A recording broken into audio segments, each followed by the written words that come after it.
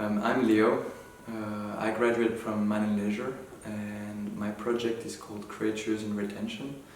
I based the whole idea of the creatures behind the consumption of the household of electronics. So when I was looking into the consumption of my own goods and of other people's goods, I realized that a lot of these objects are kept in storage, are kept in drawers because of a sentimental value. And regarding this, I also realized that same e-waste is a major issue to undeveloped countries because 90% of that waste today is produced by Europe and the United States, and it goes to Asia, it goes to Africa, and it's not it's not recycled in the proper way. So it goes to landfill, it goes to incineration, and obviously there's metal leak and there's a lot of issues behind it. So I wanted to look into the personal values that these objects have to a certain person, and how to also engage with those persons with these objects. So I basically created a monster out of the object and using every single element of the electronic waste to create a sort of character to these monsters, so they become functional fossils somehow. And that is the creature's irritation. And there was two sorts, a lion dog and a sort of spider, and I used the lion dog as the image, the built image of the project. The department that I graduated from was Man and Leisure.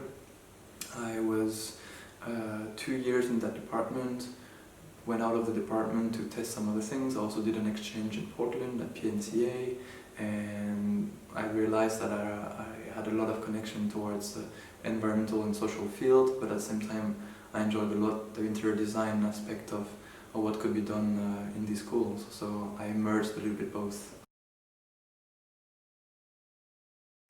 After graduation, I mainly focused in continuing what I was doing while I was graduating. I had the opportunity to start my career while I was graduating, so I was already doing exhibition, I was already working towards institutions, so I used the possibility of having all this to continue what I wanted to do and what I liked to do. So I opened my studio back in France. I wanted to be closer to the family, to the friends that I had over there, and I wanted to build a serious studio also. So construct a place where a small community could be found. So now today I work with a small team over there, and we cook together, we live together, and it's in the countryside. So it has a nice air to it. Yeah. I think my biggest achievement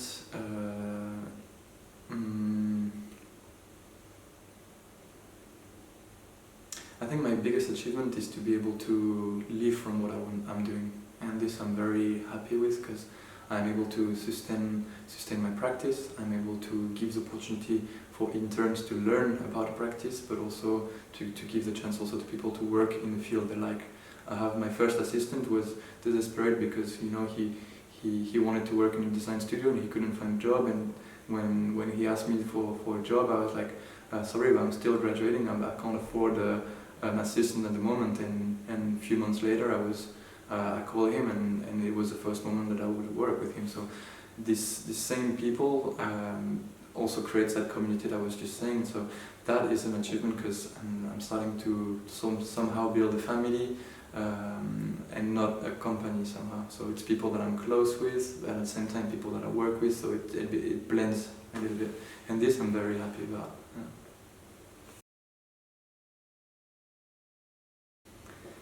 I think coming back to the biggest challenge, it was to graduate and at the same time to have a professional life on the side. I wanted to achieve the graduation to prove myself that I could go into the final state of the study. I had dropped 3 schools before the design academy because I didn't find myself, and I also usually don't go to the end of the things, and having to finish graduation to prove that I can do it before entering the professional world was also something that I wanted to do. So that was the biggest achievement, yeah.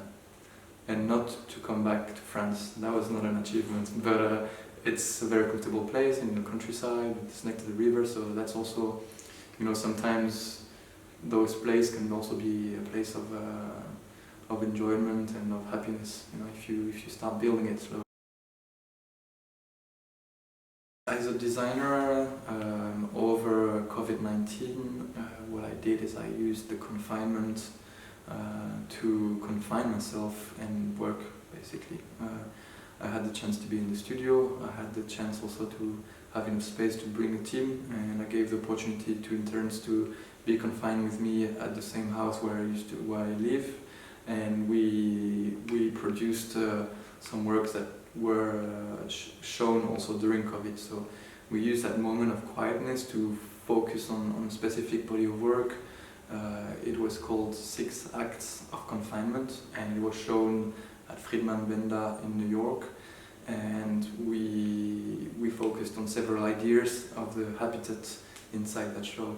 So how do a couple would react in an indoor space? A lot of people were forced to live together after, not even spending more than 3 days a week together. So it changed a lot the relation between a couple, a family, and a household. So that was one of the ideas we looked into, but also the relations from an employee to a boss, or the relations to work. You had to work from a laptop and from home, and that is obviously changing the constant way we look at work today. Do we need an office? Do we need just a safe place to work and a comfortable place? Is it in the countryside? Is it in the city? These questions today are